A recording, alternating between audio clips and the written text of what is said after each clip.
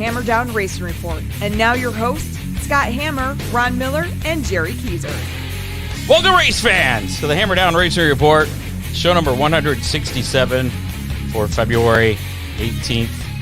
Ooh, suppose I gotta get rid of that so you guys can actually see us. There we are. Seeing us is not always necessarily a good thing. Yeah, that is true. Scott Hammer, along with Jerry Keyser, Ron Miller, your regular Hammer Down Racing Report crew. Ron insists he'll have better internet by next week, so he'll be more animated. Right, Ron? Animated? Yeah, and hopefully he won't be popping locking. Yeah, that's very good. Coming at you live from the Hammer Down Race Report home studios, presented by Oakshade Raceway. Hammer Down Race Report presented by Oakshade Raceway. That's what I meant to say. Live on Facebook, YouTube, and Twitter. Make sure to like us on Facebook. Follow us on Twitter. We're at Hammer Report. Follow us on YouTube while you're at it. There's actually been that number's been increasing on YouTube. I've been impressed because I haven't really been promoting that. You check out our website at hammerdownracingreport.com. All the information is on there. Tonight on the show, Amber Balcaen will be joining us. She is, I believe she's still Canadian citizen, but Canadian driver first to win a NASCAR, first female Canadian driver to win a NASCAR sanctioned event in the U.S. She's raced 410 Sprint. She's raced for Kyle Busch Motorsports. She was on Racing Wives. And just yesterday, she made an announcement that she's going to be driving for Bill McAnally Racing, I believe it was. And they got a whole NASCAR development program, and we'll have her talk about that. I guess it's a stepping stone to possibly launch her into ARCA or the Truck Series. So pretty cool stuff there. Before we get to our racing roundup, I got to thank Oakshade Raceway, of course. We're the fastest meet to race. Real Geese Silhouette Decoys, most technologically advanced goose and duck decoys ever produced, and they're manufactured in the U.S. Check out realgeese.com or call 419-800-8100. And before I get a text, I got to click on this guy to get this going. Nope, there's the text. I beat it, though. There it is. Millstream Speedway returning. Well, they were going to return to racing on February 20th, but Mother Nature just is not playing nice. Now we got too much snow. We've gone in the opposite direction that we needed. So that event, the Hangover 2, has been canceled, if you have not heard by now. But the 2021 race schedule has been released, and you can check that out on, I believe it's on their website at millstreamspeedway.net. It's on Facebook, but make sure to follow them. That's a pretty cool schedule too, Scott. Yeah, there's a lot of good events on there. He's got the Fast Series, the GLS, or Great Lakes Super Sprints are going to be there. UMP late models, Boss Non-Wing show. UMP, UMP late models. Yes, there's going to be UMP late models, Ron, and UMP modifieds for all my buddies down here that have been begging. Thanks to Big D's Pizza over there in Clyde. Check out the Big Nut Burger over there, 419-547-1444. And, of course, Ron Miller Race Cars up there in Lambertville, Michigan, 734-856-7223. For all your race cars, parts, safety, equipment, service, whatever you need. Right, Ron? Maybe even trailer repair. Yeah, maybe even. Yes, thank you. You worked on. Got my trailer all ready to go for this weekend, and then the race got canceled. Don't go to Ron Miller's for internet service, though. Bad place for internet. So, again, Ron's internet will be fixed. I can make suggestions, though. Okay. Well, before we get to the racing roundup, how about we bring Amber Balcaen in? You guys okay with that? Absolutely. All right. Sure. Amber, welcome to the show. Hey, guys. Thank you for having me.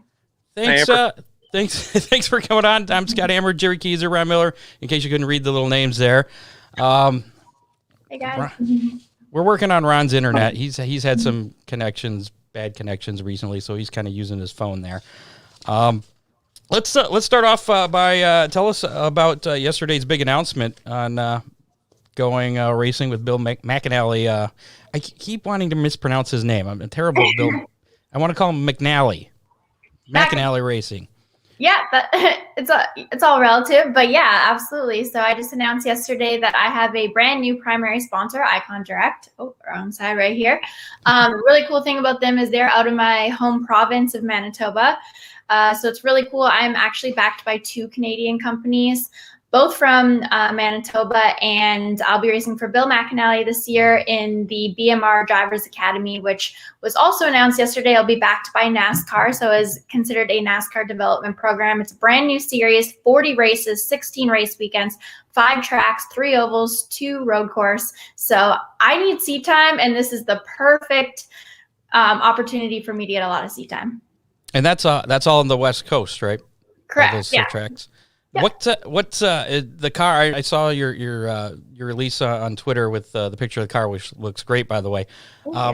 How is that? I mean, what are the specs of the car? Is that the primary? Is it just like an ARCA car? Or, I mean, exactly. Yeah, it's identical to the ARCA car. So what they wanted to do was kind of create a development series that would be good to transition into ARCA. You know, we got late models before we had the K&N cars. So now you get a gist of getting to actually be in an ARCA car and getting that seat time so that when you do transition to the National ARCA Menard series, you're already used to that type of car. Excellent. And you said what, 40 races? That's Yeah. a lot. How I think I saw the schedule. It starts March 25th or something like that. Yep, March 26th. And each, 26th, okay. so it's 16 race weekends. So we race Friday and Saturday. We have 2 races a weekend, which I prefer. I come from a dirt track racing background. And so to have back-to-back races, I think is really great. You can build off momentum of the last race, and to do 40 races, I'm really, really excited. The thing that I lack most, especially in pavement cars, is seat time. So this will get me the seat time that I need to hopefully move up to the ARCA Menard series next season. Now, any dirt tracks on this schedule? Not for this season, not Okay. yet. Like I said, 40 races is quite a lot. If I'm adding any additional races, I really hope to add some ARCA West races. Bill's giving us the opportunity for the drivers that are a part of the Drivers Academy. Whoever wins the most races and does well, he's actually going to put them in a few ARCA races. So really hoping that I do really well, win a lot of races, and I'll get to race those ARCA West races. And again, that will just help me be set up for the years to come. How long does that schedule go through?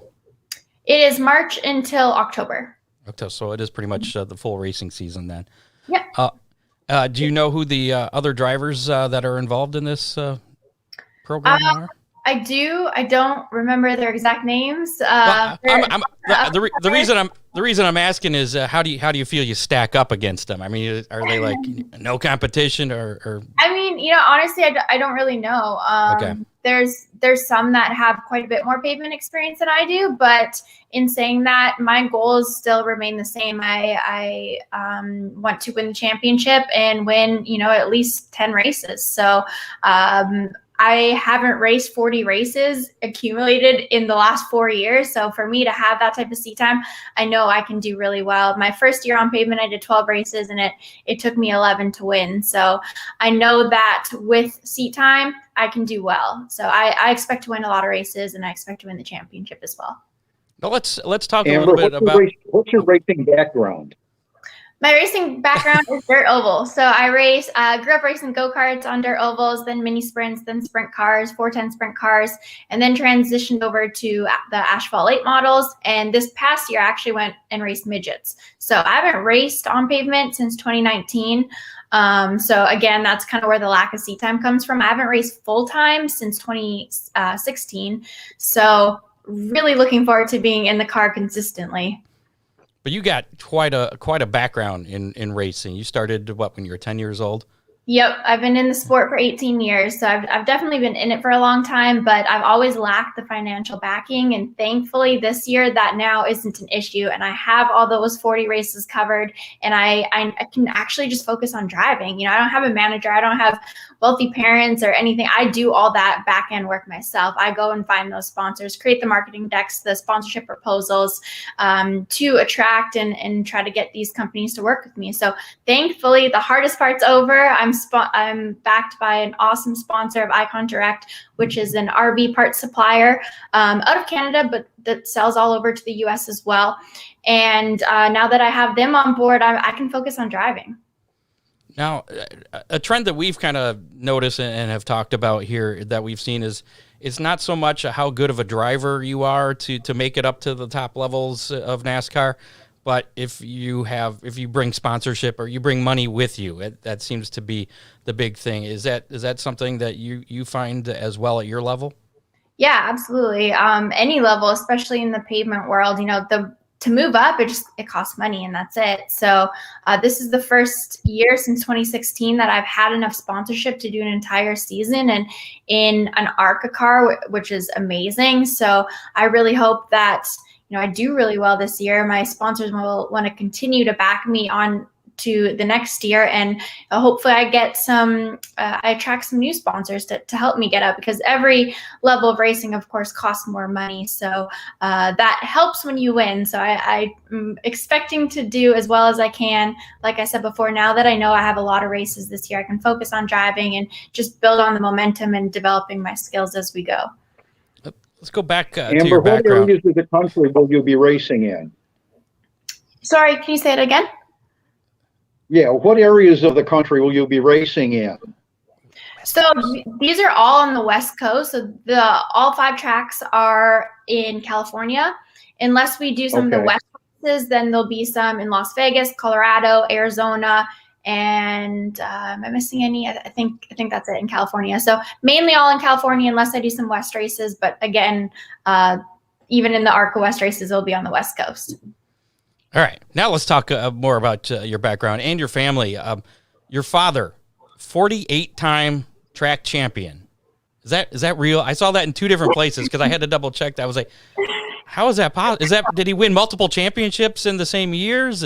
Yeah, I know. Everyone was like, how does that work? Like, he hasn't even been racing 48 years. But yeah, he's won multiple championships in 1 year. So he'll either win, like he's won a touring championship and different track championships. Like I think won 3 or 4 championships even in 1 year. So he is known for being a very consistent racer, and thankfully, he's taught me a lot throughout the days. But now that on the pavement world, I'm the first in my family to go to pavement. So since I've been in pavement, it's been kind of a free-for-all, as I got to learn everything on my own, but very thankful to still have my mom and dad, morally support me. They're still big fans and believe in me, but it's been a lot of learning on my own. Does your dad tell you need to get a little more sideways on the pavement? You're not sideways enough. No, he actually, he takes a step back when it comes to pavement and kind of lets me do my thing, which I appreciate. Most father-daughter, I guess father-son interactions at the track can be pretty intense. So for him to, kind of take a step back and let me do my thing, I appreciate it. Now, you were the first female to win a dirt track championship in Manitoba. What else? You're Rookie of the Year in a 410 sprint in the Northern Outlaw Sprint Association. The first female, first Canadian woman to win a NASCAR sanctioned event in the U.S. I mean, you got a lot going for you there. I mean, how many other firsts can you conquer here? Well, thank you. My biggest setback has been the financial backing. And now that that's out of the way, I feel like I don't have any more excuses. I got to make things happen. So that's why this year I plan to just continue to, break those barriers and win those races and keep adding to my resume. I feel like I've only scratched the surface. There's a lot I want to accomplish. So I hope that this year goes really great and we can just continue to build momentum on it. Now, last year you said you were driving racing midgets, and you were in a pretty bad crash and got hurt. Tell us a little bit about that. Yeah, so I've been in quite a few wrecks, and especially in open wheel cars on dirt, we flip a lot, and that's something I was used to doing. So it's nothing I've been really afraid of. It's not good when you get used to that, I don't think. But this one was different.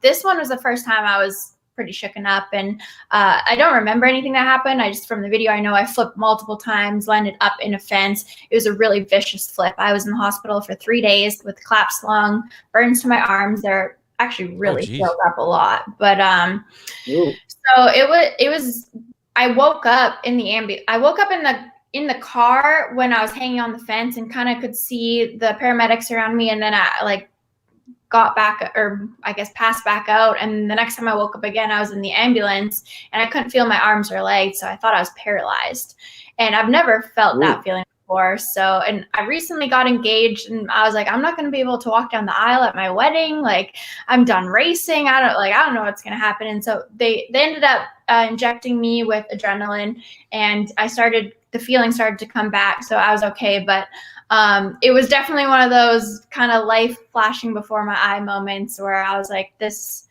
is intense. And it was the first time I, contemplated whether I wanted to keep going. But I'm a racer, and racers keep going. So I got back in the car. It was 2.5 months recovery. It was quite a long recovery. I thought I was going to be back sooner, but it took me 2.5 weeks just to be able to lift my arms like that, like above my head.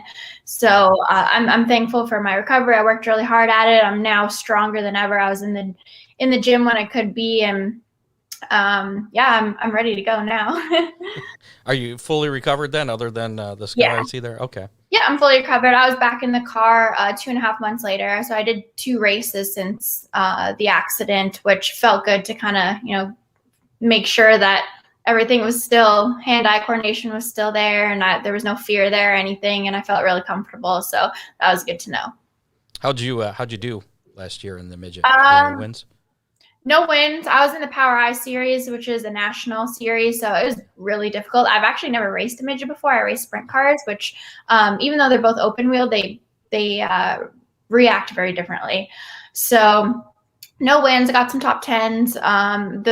The series, the POWRi Series is no joke. There's 40, 50, 60 cars a night. To just make the A main is an accomplishment, really. So I had a lot of fun. It was good, but I'm definitely excited to be back in the pavement world. And I know my parents are excited for me to not be in a midget anymore. And I'm excited. They feel that the full-size stock car is a little more protective. Yeah, definitely. I think they're a lot safer. With the midgets, it's just they're so light, and there's nothing to really stop you from flipping. There's no wing to slow you down, and they're so unpredictable. You just hit a little rut, and you're going for a ride. So I definitely also feel safer in the full body stock cars. Now you've run on pavement with for Kyle Busch Motorsports. And do you think there's anything you can take away from that that may help you here going forward this year? Or the car's just totally different. I don't know. They're super late models. They're a little bit lighter, I guess, than the ARCA cars. So there's not too much I think I can take away. I mean, you can take away something from everything, really, but I think it just comes down to seat time. After race, I know I'll get more comfortable in the cars, and I'll feel better, and I think it only improve from there. I had a little bit of bad luck in both races with KBM with mechanical issues, so it was kind of disappointing because obviously he has a really great car and crew, but just wasn't our years. Did you hear that he's shutting down that operation this year? I did not. No. Yeah. Oh, wow. Focusing on his other thing. He's got his energy drink. Yes, Rowdy, yeah. Rowdy, that's what it was, his son's also racing now too, so I'm sure he wants to give him the attention that he wants for his career too, so. So you're not just a race car driver. You've been involved in other things. You were on Racing Wives. I've never watched the show. It doesn't seem like something I would watch normally. But tell us a little bit about that experience, because you're not a racing wife. You were a racing racer. Yeah. So I actually met Samantha Busch through filming a pilot of another TV show quite a few years ago, before I'd even moved to North Carolina. And it was called Racer Girls. It never got picked up, but it was a bunch of girls that raced. Natalie Decker was in that with me. And so that's how I first met her. Then when I moved down here, she had her Shop Murph boutique, and she asked me to model for her a couple times, so I did. And I just really tried to use that opportunity to build a relationship with her and get to know her more, get to know KBM more. And it ended up into me doing a TV show. So Samantha was the person who introduced me to CMT, and they interviewed me to be part of the show. And obviously, I'm not a wife of a driver; I am the driver. But was your fiance on the show, or was it all just? Yeah, you? he was. No, Okay. he was on the show.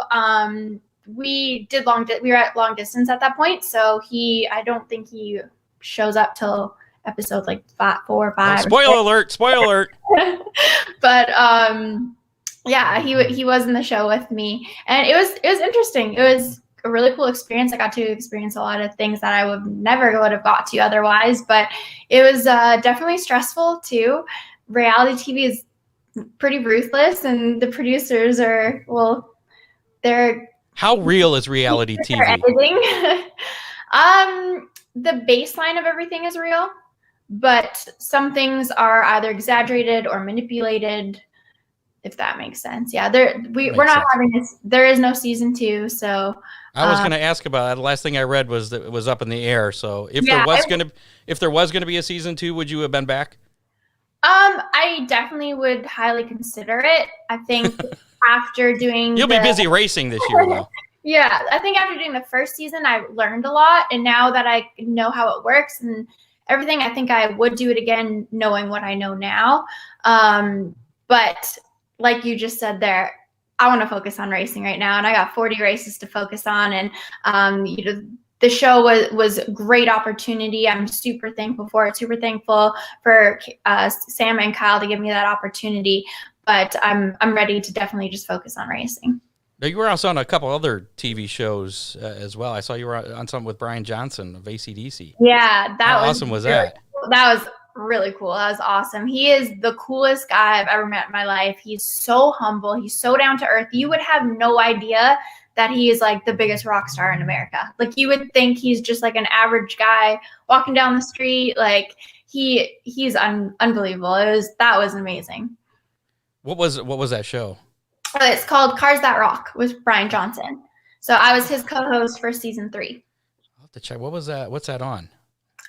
So it's mainly on in the UK. That's why. It was on a couple different, I think Quest was the main one. You can find it on YouTube though. We'll have to look for that. You were, I guess, you're number 10. What's the significance of your number? Is there any significance there? Yeah, there is. So my dad was always number 10, and being a little girl, I started at 10 years old, and I wanted to be like my dad. So just kind of stuck with that number 10. Did you get to choose that then for your deal this year? I did, yes. Okay. And awesome. It's kind of funny because this was the first year that I was going back and forth with my number. I was like, oh, should I switch it up? It's a new year, new sponsor, new everything. And I had a different number on there, and I had my graphics person send it to me, and I was like, no, it doesn't look right. It doesn't. Can you put it back to 10? And they put it back to 10. I'm like, yeah, it looks faster. We're gonna go with 10. Nice. So this is just a 1-year deal then for the okay. Yeah. And you don't know what's coming up for next year. You're just hoping that this kind of propels you to ARCA or to the trucks. I mean, where I guess where would you like to end up ultimately? Yeah, absolutely. So this year, again, just trying to win as many races as I can, win the championship, and do a couple ARCA West races to set me up for the full national ARCA tour next year. I'd like to do the full national. The main ARCA? Okay. Exactly, yeah, the main ARCA, the 20 races, starting at Daytona. Daytona is something I've dreamed of for a long time, and I think that would be amazing. So, but just kind of focusing on what's in front of me right now. Like I said before, there's a lot of years that I only got to race part-time, and one thing, when you're out of the seat, you remember when you are doing it, how you need to be super grateful for being in that experience. So I'm just going to really live in the moment and really take advantage of this opportunity this year. All right. We got a comment that says, let other people ask her things. I've been asking too many questions. What you got, Jerry? Hey, I see that you're going to be running at Irwindale, Sonoma, Thunderhill. What's it going to mean to you to race at tracks like Sonoma and Irwindale that have such a tremendous history in the sport? Yeah, that's going to be really cool. I actually raced at Irwindale 2 years ago in a limited late model. and qualified really good. I qualified third, and like first, second, and third, we were all within like 100th of each other. Like we were so close. So I started third and actually got turned into the wall on the first lap. So I was really disappointed because I loved Irwindale. I'm like, this track is so fun. You run on the high side. There's palm trees down the back straightaway, which like, where do you see stuff like that? So I'm really excited for Irwindale. Kern County, I'm excited for as well. It looks a little bigger. A little bit nervous for Sonoma, a little nervous for Thunder Hill. I have 0 road course experience. So that'll be a learning experience, that's for sure. But I'm excited. Awesome. Well, maybe the others you're competing against don't have road course experience either. So maybe the level playing field. I talked to Bill today, and he said there's quite a few road course guys excited for the road course. So, yeah, if anything, hopefully I can learn from them, and then at least by mid-year be able to beat them. Now, do you get any practice time before the actual season starts on any of these tracks, or you just we're just thrown right into it? Yep. Wow. Okay. Well, it sounds like you're pretty excited about it, though. Amber, Yeah. Go ahead, Ron. Amber, we've talked about your dad a little bit. Is he still racing? He is, yeah. With COVID this year, there wasn't a lot of opportunity for him to race, so I think he only raced 6 times this year. But as far as I know, he's ready to get back in the car for next year, or this year, I guess I should say. Cool. What's he run? He runs a dirt late model. Oh, Ron, he's right up Ron's alley there. Here we go. Ron's been running a dirt late model for how many years? You been running a late model, Ron? I don't know, about 40. We always say since horses pulled the carts on the track. So I don't think people really realize, unless you're in it, how addicting this sport is. And it's really hard to get out. My dad's retired multiple times, but I don't even believe him anymore. Is he going to come? It's going to take for me to get to like Xfinity or Cup for him to retire, because then he'll have a reason to travel and kind of follow me along. But unless I get to the top there, I think he's going to keep racing. Now, if you and him were both in a dirt late model racing each other, who would win? In a dirt late model, he would, because he's got the experience. Okay. All right. But If you were in a sprint car, yeah, I think I got him. And he raced sprint cars for I think 5 or 6 years too. So you should make With that happen. said, with the dirt background, if all this turns out to be pretty successful and it opens up a few more doors to you, is there any chance of you coming out east, possibly hitting big, like Eldora, Knoxville, things like that? Oh, I would love to. Absolutely. Even the Canadian NASCAR Pinty Series, they have one at Osh Weekend. I think it conflicts with my schedule, but I really want to race that race too, because I've raced at Osh Weekend before in a 360 for the Canadian Nationals, made the dash there too. So I love that track. It's a nice big wide track, really racy. So I hope to race there, and definitely Bristol. I've watched the Bristol truck race lots of times, and Knoxville. I've never raced there, but that would be amazing. Been there quite a few times to watch the Nationals, and that'd be really cool. I think I'd do well on dirt. Now, you said that there was going to be some ARCA opportunities. Is there any set dates or tracks that those opportunities are for, and would any of those happen to be to the Toledo race? No, not the Toledo race. So they're all the West. You're all the West. Okay. Yeah. So there's some Irwindale, a lot of the tracks that we race at, plus Colorado, Phoenix, Vegas. Yeah, I think that's it. Well, when you make it to ARCA, which I'm sure is going to happen, and you're running the ARCA proper series, that's what I call it instead of East and West, then we'll see you here in Toledo finally. You've never raced at Toledo Speedway, have you? Nope, I have not. Big, high-banked half mile. So yep. Definitely have to get you out here for that. One thing that our guests on the show usually have happen to them after they've been on the show is they go on and win. That's amazing. Yeah, Devin Moran had some luck down in Florida. He won a big gator down there for the Dirt Nationals. So March 26th? Come on your show more often then. Yes, March 26th. You said that's the first race, and those are going to be available to watch on Speed Sport TV. Yep, you got it. Okay, well, we'll be watching, and when you win, you'll have to say it's because of Hammer Down Racing Report. I will, for sure. One last question for you here. With all the races on the West Coast, are you going to be going back and forth from North Carolina and to the West Coast, or are you going to be staying out there for the duration of the season? Yeah, so I have my lease on my apartment here until the middle of April, so I'll be here till April and then move down there. My fiance plays in the Canadian Football League in Canada, so I'll be moving to California. He'll be moving back to Canada, and then at the end of this season, we'll figure out where next year leads us. Awesome. Well, we wish you the best of luck, and we appreciate you giving us the time here this evening. Well, thank you for having me on. It was fun. Guys, any other questions since I seem to usurp the conversation? You're good with No, me. Thanks a Scott, lot you for being with us, done Amber. All right. Thanks, Amber. Thanks, guys. Yeah. Appreciate having me on. All right. Bye. Good luck this year. We'll be you. watching. Thank you. Absolutely. There you go. Amber Balcaen, looking forward to seeing what she can do out there in that stock car, sponsored by Icon. We'll be watching on Speed Sport TV. Notable drivers that have come through that organization include Peyton Sellers, Brandon Gaughan, Cole Custer, Chase Briscoe, Todd Gilliland, Haley Deegan, and Derek Kraus have also been through that program. And the BMR Racing, they I think I saw it was like 10 ARCA championships.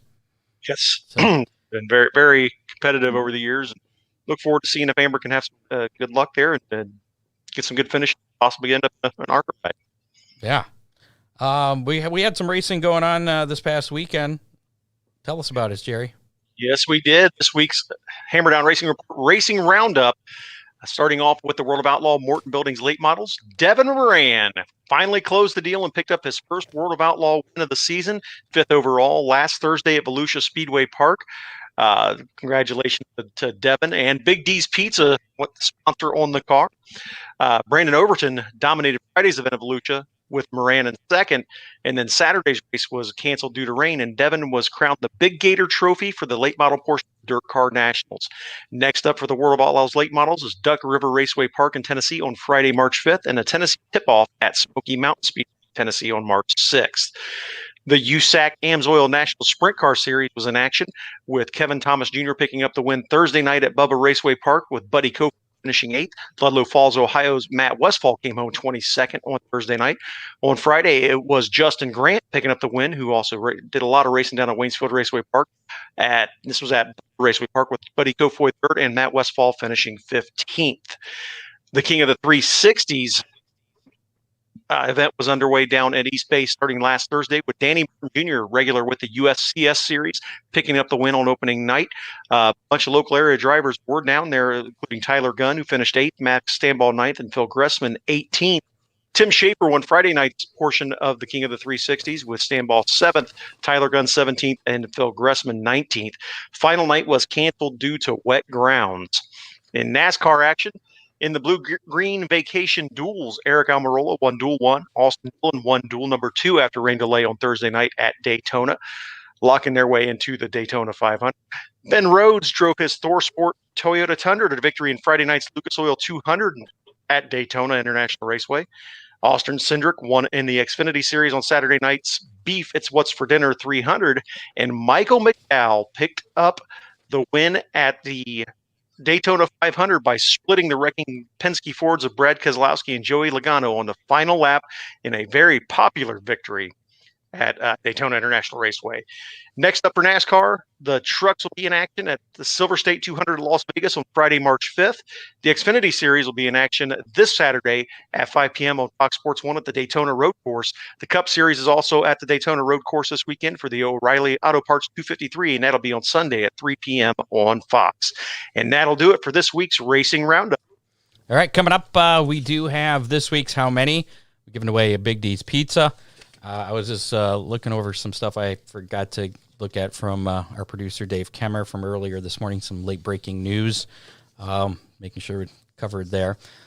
Stick around for that. That'll be coming up very shortly, as a matter of fact. Before we get to that, some racing news. Camping World CEO Marcus Lemonis. That's what I'm going with. Lemonis? Yeah. Hey, works for me. Okay. Good morning. That's what we're going with. He announced all kinds of bonus prize money for the for the NASCAR Camping World Truck Series this year. There was a whole bunch of things, but some of the big ones include a $50,000 driver bonus, $25,000 road crew bonus for the race team, single car, not multi-car team, single car team that leads the most laps during the season. An electric pickup truck and an electric RV will go to the champion, and there's other awards there. So it seems like these weird award things are becoming more popular. I know a lot of things were happening with Millstream and the Hangover race and bounties, and it's that just seems to be a thing. It's not just winning races anymore. It's doing other things. It's accomplishing little tasks. Okay. A pair of 19-year-old Toyota Racing Development drivers are set to make their asphalt late model debuts later this year. One of those would be Buddy Kofoid. I was very surprised by this. Also, Kaylee Bryson will race pro and super late models in the Northwest this spring for Racing Dynamics. The pair will test late models before competing in events at South Sound Speedway in Rochester, Washington, Evergreen Speedway in Monroe, Washington, and another track over there in Washington. Kofoid and Bryson will begin testing later this spring. They'll make their asphalt late model debuts on April 3rd at South Sound Speedway in the pro late model competition. So some other dirt guys moving to the pavement, which is weird because the pavement guys, pavement series are going to the dirt. It's a back and forth thing. There's a new Outlaw Super Late Model series this year. Reveal the Hammer Outlaw Super Late Model Series. I like the name of that. I bet you do. It's got Hammer in it. It's going to compete in a 7-race schedule at tracks in Michigan and Indiana, including New Paris Speedway, Anderson Speedway, Berlin Raceway, Birch Run Raceway, and Auto City Speedway. First race for that series is coming up May 8th at New Paris. Then got some sad news that came out earlier today about veteran motorsports announcer Bob Jenkins, and we'll let him tell it in his own words here. Just give it a listen, and we'll talk about it. Thank you, Doug. I'm it not happened Doug. on Christmas night. I awoke with a severe headache. I'll put this in capsule form. I made it to one hospital. They did a CAT scan and then told me that I needed to go someplace else for an MRI because the Crawfordsville Hospital did not do MRIs. The first diagnosis was a stroke.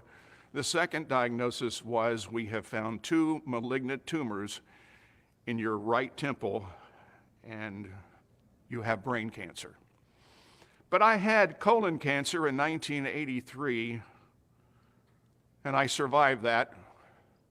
And with God's help and my beloved race fans, I'm going to make it. I don't have a large family, Doug. I have a niece and a nephew. But I consider the first people that I should tell my family. And my family is my race fans and people like you. So there you go.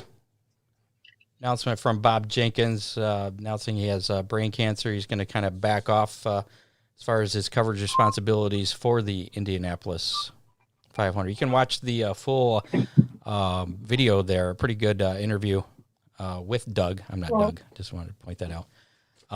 That's on the Indianapolis Motor Speedway Facebook page, I do believe. So some sad news there for Bob. Very powerful video, and we're definitely pulling for him for a full recovery there. And I had some late breaking news here for the World of Outlaws, and I just closed my email, so I'm not going to be able to read it now. But originally, the World of Outlaws series events for this weekend at Magnolia Motor Speedway and the Rev have been postponed due to 78% of the U.S. is now covered in snow, I think it is the deal. And so they say extreme weather is the official reason those have been postponed. And they will be doing, I guess they're going to be doing some makeup dates to be announced. The next race was going to be the Texas Two-Step at the Cotton Bowl Speedway on February 26th and 27th. And I thought I saw something that may have been Dave, chime in here because I closed my email from you. But there were some other issues with some other races due to COVID restrictions. So if you're planning on going to any World of Outlaw races, check into that. Other than the World of Outlaw race at Bristol Motor Speedway, World of Outlaw Bash and Throwdown for both the late models and the sprint cars. That's going to be happening at Bristol Motor Speedway in April. It's going to be invite only for the drivers looking to compete in any of the 4 divisions in that in those both of those weekends. The World of Outlaws Morton Buildings late models and dirt car UMP modifieds will make their debut at Thunder Valley on April 8th through the 10th, while the NOS Energy Drink Sprint Car Series will make its return to the track for the first time since 2001, joined by the Super Dirt Car Series on April 22nd through the 24th. Invites will be sent out by each series director. That's what it was. Okay. There's the update from Dave, our producer. The Texas races are still on. So the Texas two-step at the Cotton Bowl, assuming the snow melts, I don't know. Hopefully they got some time. And they have power. They got to figure out the power issue. But they got what is that? They got a week, February 26th and 27th. But the Western Swing has been canceled due to some COVID thing. That's something we should ask Amber if any concerns about COVID restrictions out there on the West Coast. Scott, I was listening on the news this morning, and they were saying that while Texas is still cold tonight and tomorrow, Monday, Tuesday, they're going to be back in the mid 60s to 70 degrees. That's fake news. Don't listen to the media.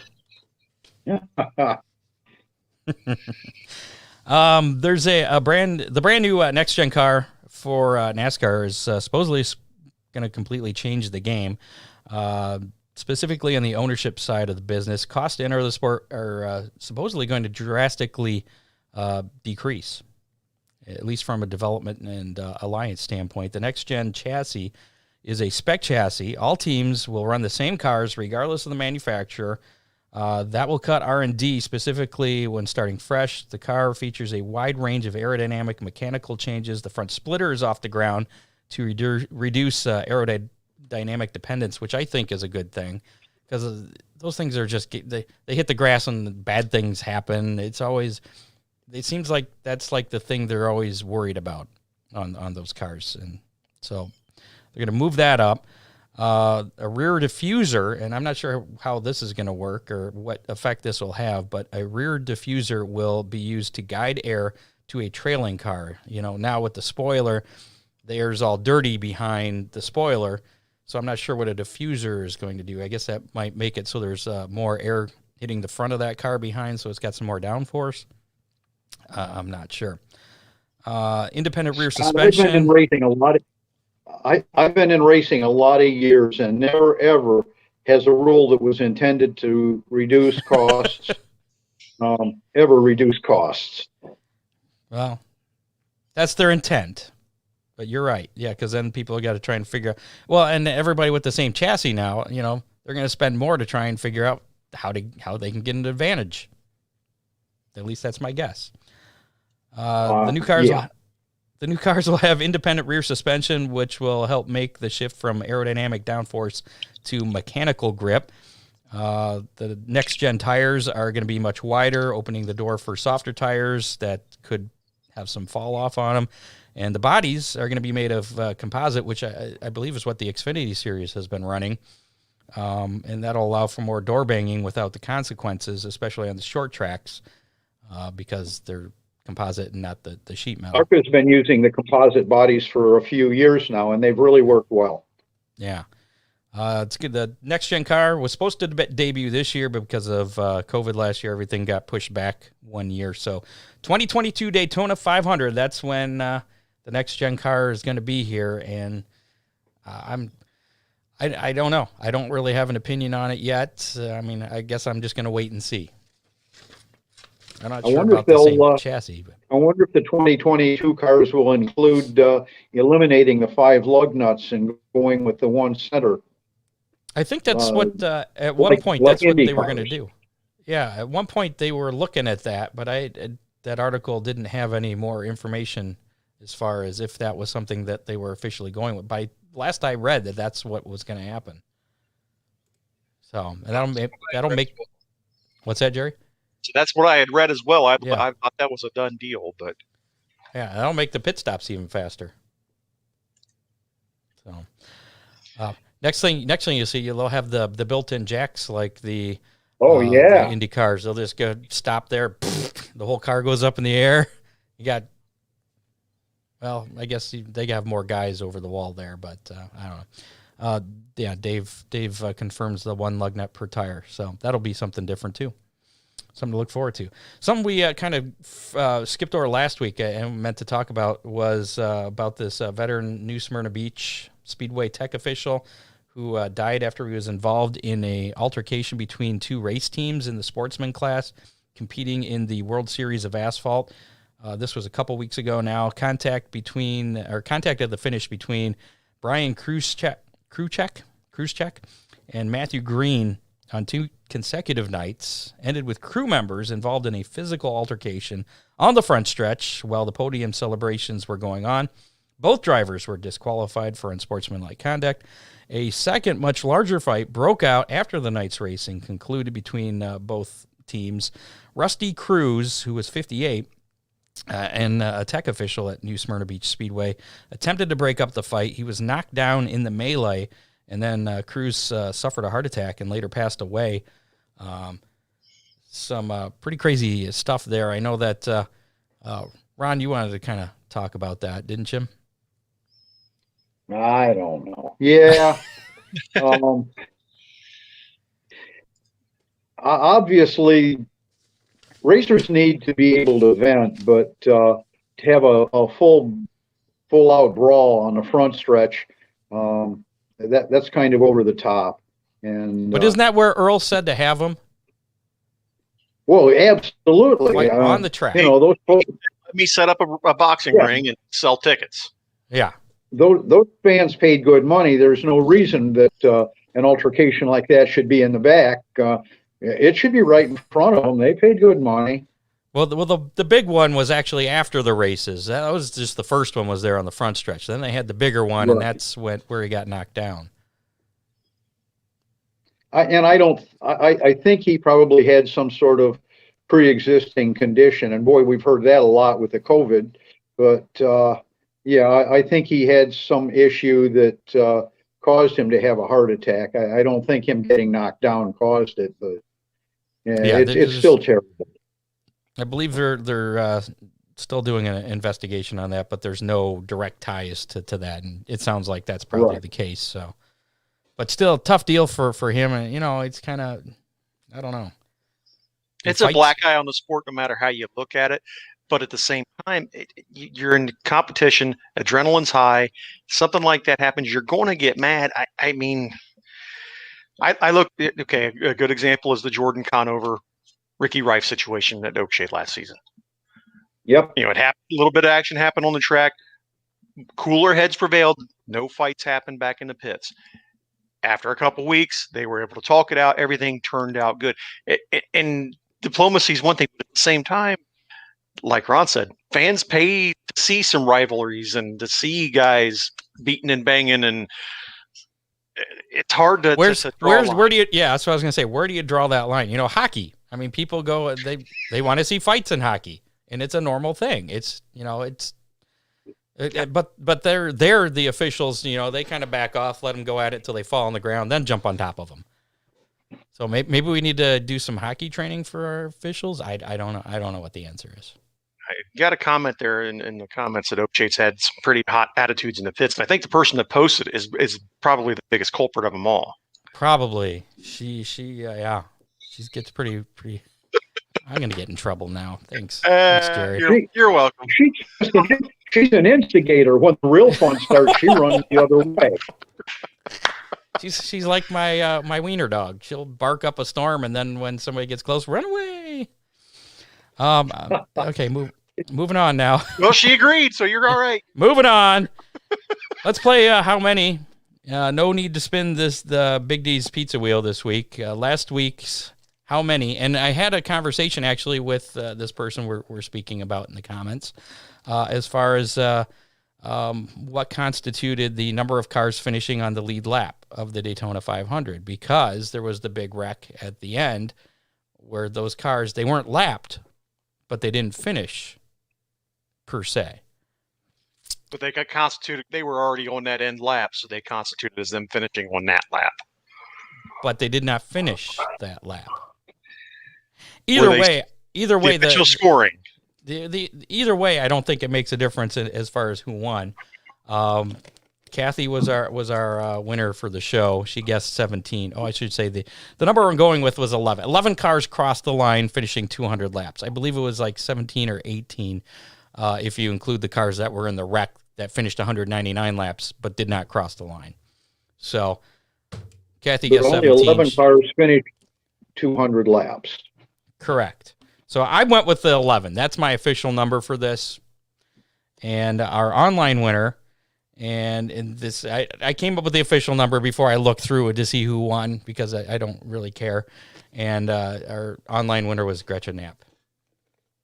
Who that's 2 13. in a row for Gretchen Knapp. That is 2 in a row. Yeah, I think she owes me a pizza now from Big D's Pizza.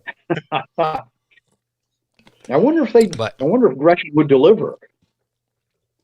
She might. I don't know.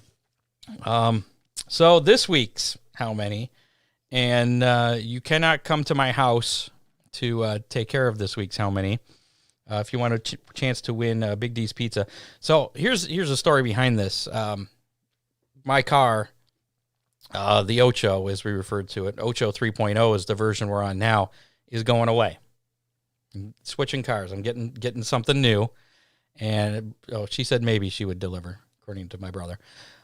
So the problem is that my garage, or the shop that I have, opens up to my backyard. And since we had all that snow this past week, there's now like 2 feet of snow between, or right outside my shop. So I can't get the car out to get it over to swap out the motor and get what I'm calling Ocho, the next generation, into here. So what I'm going for is how much snow, and I did watch the weather today, and it looks like it's going to warm up next week, but how much snow is going to be on the ground? How many inches? That's where we're going with. How many inches of snow are going to be on the ground directly in front of my race shop garage door at 6 p.m. next Thursday? So just about a week from now. Right now, and I haven't even just eyeballing it, there's probably a couple feet there because I think there's a drift. So no, it's going to be a little. Are any of those drifts, or is that what's on the ground, kind of level? And where are you going to measure from, Scott? I'm going to measure at the highest point within 3 feet from the garage door. Okay, so you are going to measure 3 feet from the garage door. Yes, if that's the highest point of snow. Within 3 feet of the garage door, wherever the snow is the deepest, is where I'm going to stick my tape measure in and get that official measurement. So if you want in on this week's how many inches of snow are going to be in front of my garage at 6 o'clock next Thursday, and mind you, it's supposed to get above freezing come Monday or Tuesday, I believe, but we're also supposed to get more snow Sunday night, and I don't know about next week. So what if somebody's snowblower in front? No, the snow is undisturbed. Not even my dog has gone to there because the snow is like twice as tall as my dog, who again is a little wiener dog. So the snow is undisturbed. If there is any disturbance to that snow, any cheating, then they will be disqualified. Everybody will be disqualified. I don't know. We'll come with something. Nobody's going to cheat. Nobody's going to go through my backyard. So there you go. So put your guess in the comments of our Facebook Live. You have until, I'm not going to let this go that long. We'll say till Monday at midnight because, well, no, not even that long, because then you have an unfair advantage of knowing a little bit more. We'll say by the end of the weekend, Sunday night at midnight. That's when you have to get your guess in. And like I said, I'll measure at 6 o'clock next Thursday before we come on. Assuming I actually remember, I'll probably be more like 6:45, and I'll be like, oh, crap, I forgot to go measure. And I'll run outside and measure it. So there, in all honesty, that's probably the way it's going to be. So Kathy has the first guess. Is she gonna guess? Okay. Kathy? 16 inches. 16 inches. 16. Okay. Okay. What do you got, Ron? 8.5. I like that number. He took my guess. Did Ocho I? and a half. Yes. What do you got, Jerry? I'm sorry. I'm going to call it 9. I feel bad. I'm going to go with an optimistic 8. And Ooh, for you other have reasons. put me in a box. That's not fair. Yeah. It's got to be pretty much exactly 8.5 for you to get that. Matt says 7.64 inches. That seems a little too complicated on the decimal for me to figure out between what's on my tape measure, but we shall see. So again, 7 if and you want- 5/8. That's close to 7 5/8, Scott. Thank you guys. I appreciate that. That I can figure out. I don't math after 6 p.m. in the evenings. But if you want a chance to win a Big D's Pizza and you haven't already put your guess in, just go ahead and throw up how many inches you think are going to still be there next Thursday right there in the Facebook comments. If you're listening to us on YouTube or Twitter or on any podcasting platform, come back to our Facebook page and put your guess in the comments. Just find this video and you'll be entered. As long as you do it before Sunday at midnight. And if you need any information how to find our Facebook Lives, our Facebook page, just go to our website, hammerdownracingreport.com. All kinds of great information on there. Check it out. Weekly, daily, whenever.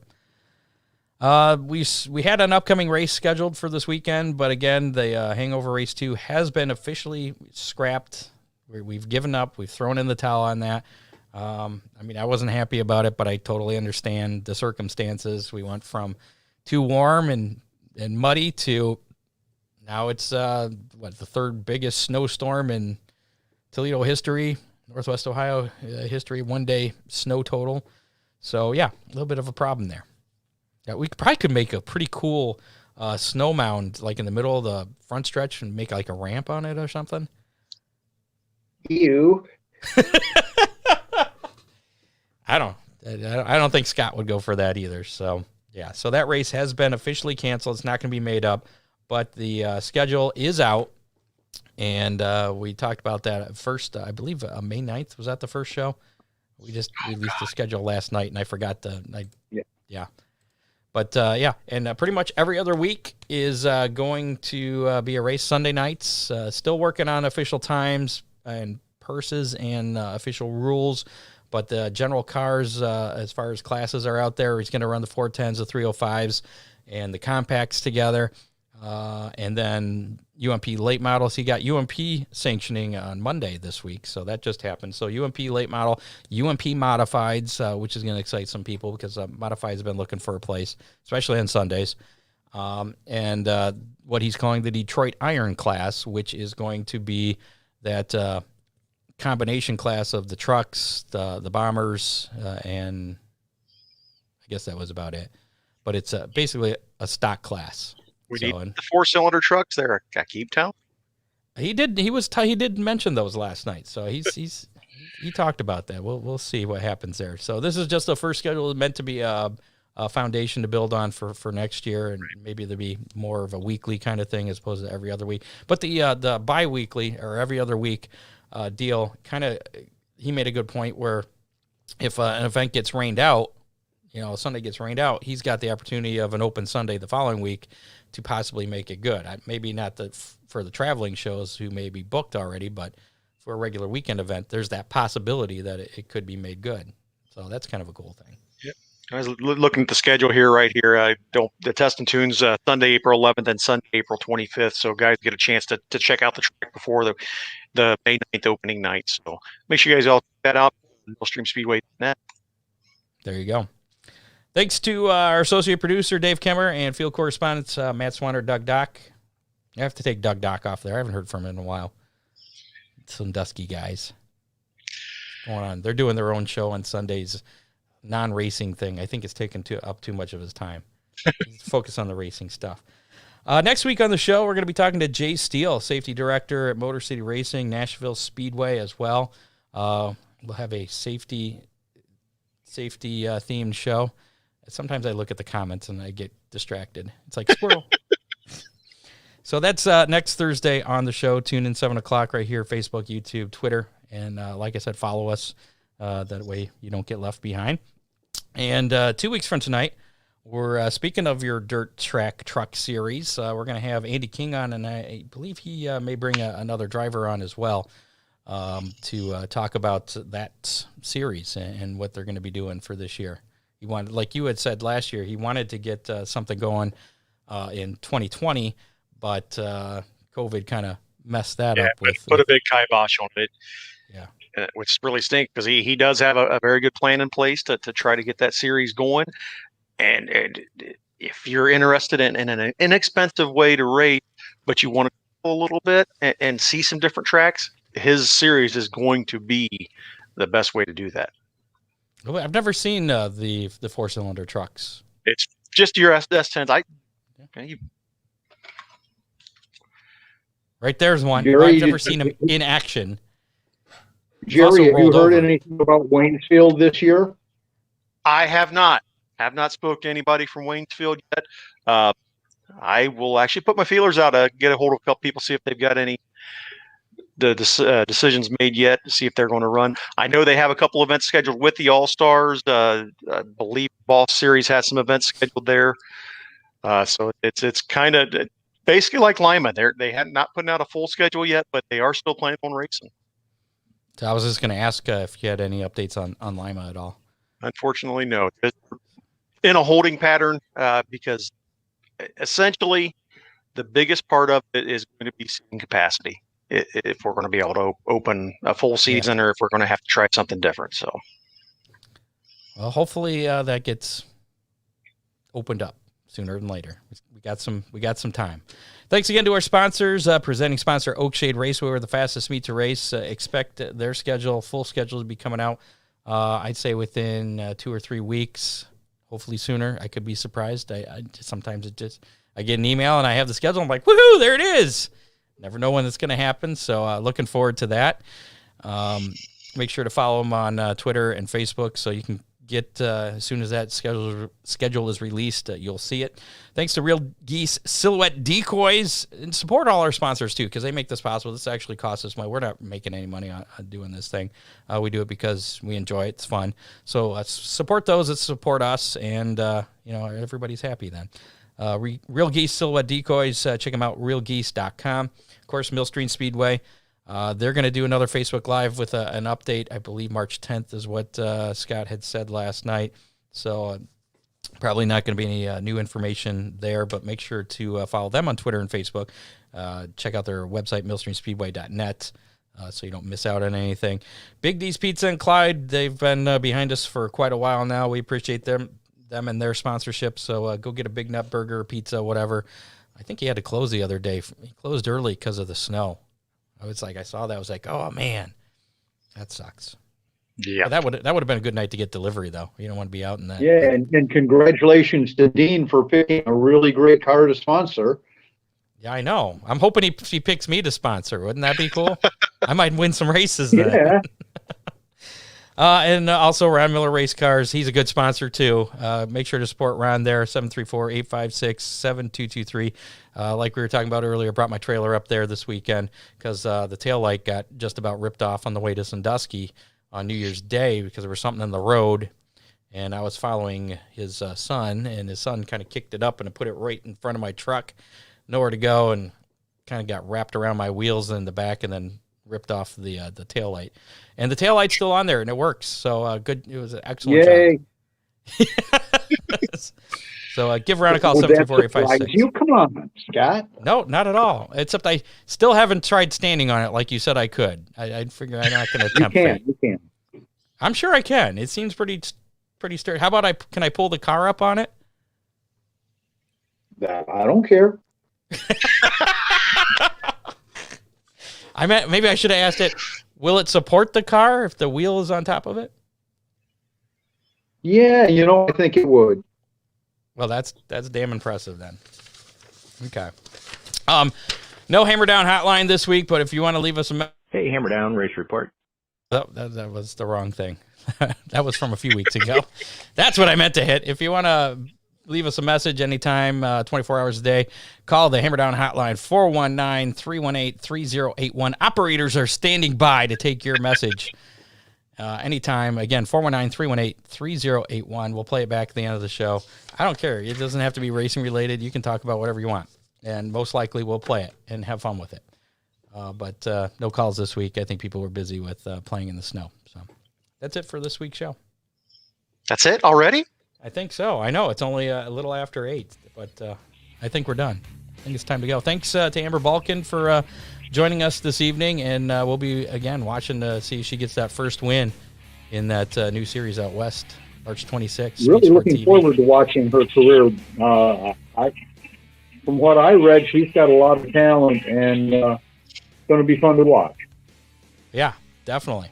We'll see how that works out. Hopefully she'll get a ride in an ARCA race this year, ARCA West race, if not a truck series event. That'd be kind of cool.